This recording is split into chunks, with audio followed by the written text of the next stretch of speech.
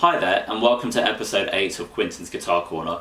And today I'm going to demonstrate a technique called artificial harmonics, or squeals, or pinched harmonics. And it's a technique that I like to throw in as and when, really, just to sort of spice things up a little bit in terms of the sound, or just, you know, just make noise that's just sort of unrelated to what I'm doing. If you're in a band, this technique will annoy your bandmates a lot, particularly if you're in the beginning stages of practicing them. But I still think they're super cool. So I'm just going to demonstrate how to actually do these and talk about some perceptions or misconceptions even of, you know, how these are done. So, you know, without further ado, I'm going to play a riff that will help, you know, add a little bit more context to them, so I'm not just doing random noises. And yeah, enjoy.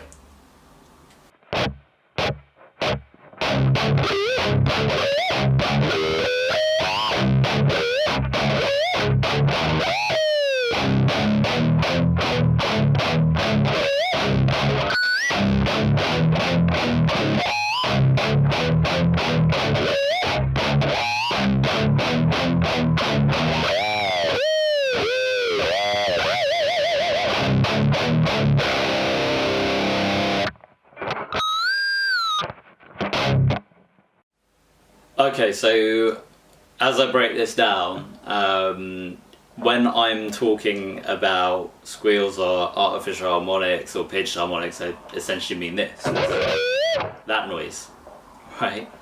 And there are a couple of perceptions that I sort of want to talk about first before I really get down to demonstrating it, and that is, you know, I've heard people say, oh, I need more distortion to be able to do this. I mean, that's not necessarily the case. My gain setting here is on the Kemper is on 4, right? 4.1 to be exact, and it's not about that. It's actually more to do with EQ than anything. You've also got the factor of how high should the action be on your guitar. If you've got really high action, you're not going to get enough vibrato out of the guitar, and by the same token, if your action is set really low, you know, you're going to end up with dead notes all over the place, and that's not cool either. The other thing is actually how you should actually hold the plectrum. Now, I'm probably the wrong person to talk about this because my picking technique is quite weird, and my thumb, naturally, my natural position of my thumb is actually to be inverted. But it is not about how hard you pick the note. It is actually, as I've heard people tell me that before, it's more to do with actually how your thumb catches off the string as you hit the note. And we're talking, like, I mean, what's faster than milliseconds? You know, you're literally, it sounds like I'm hitting both and catching it off the note at the same time when I do something like this.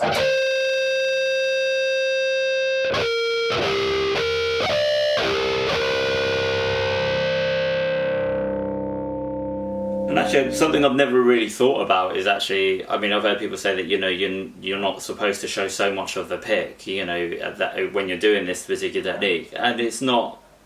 I don't think that's necessarily true. I think if anything, I probably invert my hand just a little bit more to be able to get the note that I want.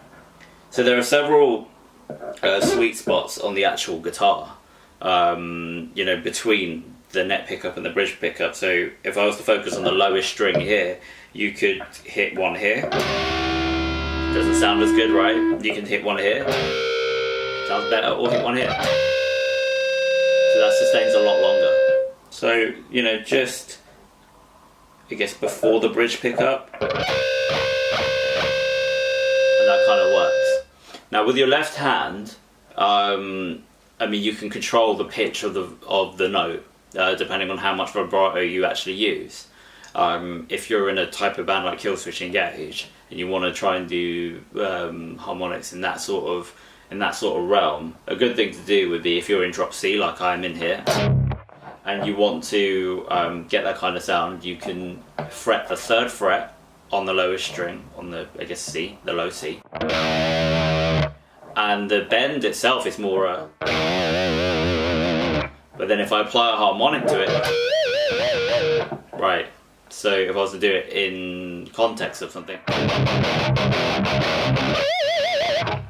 and then there you go. Those are your squeals right there.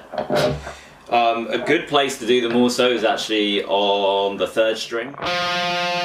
Not sure what note that actually is, but you can do these across pretty much anywhere you want. It doesn't really matter.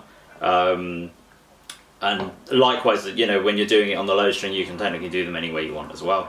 But on this string in particular, you can say a good place to do them might be the 3rd fret, for example. Which is quite an odd sound, and if you make faces, like I tend to do live, kind of adds a bit more of a dramatic effect. God, what am I talking about? Alright, so another thing that I like to do with these is actually rake the other strings in order to kind of get a bit more of an effect on it. More of a dramatic effect. So go.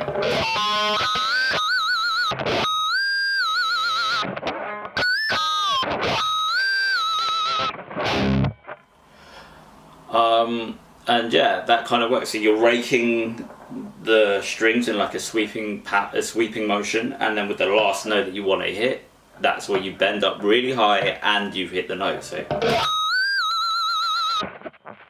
cool. And the last thing that I just wanted to talk about, I almost forgot, was actually to address the point surrounding how hard should you be hitting this, you know, with a plectrum. Obviously the plectrum does give it a bit more attack, but it is more about your thumb and how you use it. So you could technically do this without a plectrum. It doesn't really matter. So. Doesn't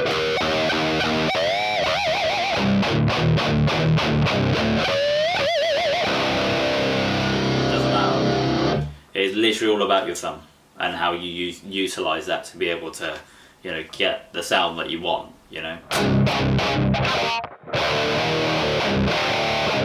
And the plectrum does give it a bit more attack.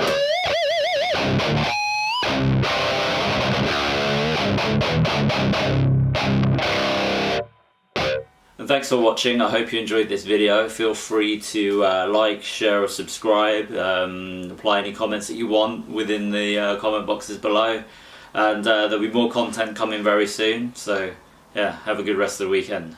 Cheers.